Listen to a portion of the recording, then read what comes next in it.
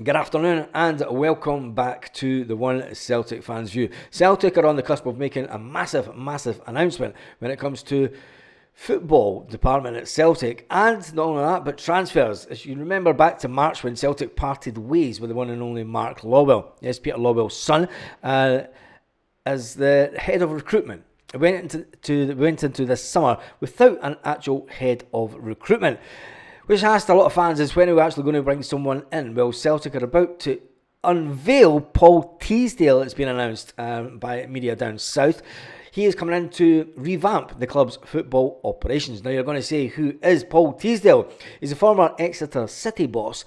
He was a former Southampton midfielder. He also coached at MK Dons, Bristol Rovers and Stevenage in a managerial career which saw him manage over 1,000 games in the dugout. So Brendan Rodgers is getting a football man in that department to make sure that we bring in the best players for the manager, the Celtic manager.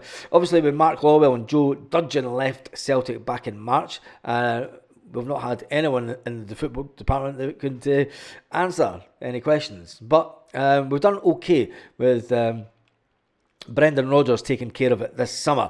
But he's described himself, Teasdale, as a football doctor in a recent podcast. He goes into clubs and he tries to find performance improvement solutions using data and his experience as a coach. Now, Brendan Rodgers will love that, due to the fact that Brendan Rodgers loves everything about data. He's a modern coach that will look at all the statistics of every single player. How fast they're running, how they're running and slowing down over the season. He spoke about it last night at the Sligo Rovers game. He says that these younger players that are coming through have the football talent and the ability, but what they lack is speed and strength. And that's one thing that this guy, Teasdale, will obviously be working on in the background. He's a continuous professional development coach and mentor. It's also been said. When you look at it, it looks like it's going to be a fantastic appointment for Celtic. He's currently in a period where he's been working as a self-employed football consultant on various businesses. The interesting thing about it is, and these things never come to fruition, Brendan would want to make sure that he gets the right person in the position for the job. We can't go down the route that we went with Lawwell Jr. before and make... If you remember, Brendan Rodgers said it in the summer when he was asked about transfers not happening quick enough. And he said, Brendan Rodgers said in America, well, look, we could have brought 9 players in by now. Nudge, nudge, wink, wink. Talking about the season before, the transfer window before, where we brought in 9 prospects, ultimately.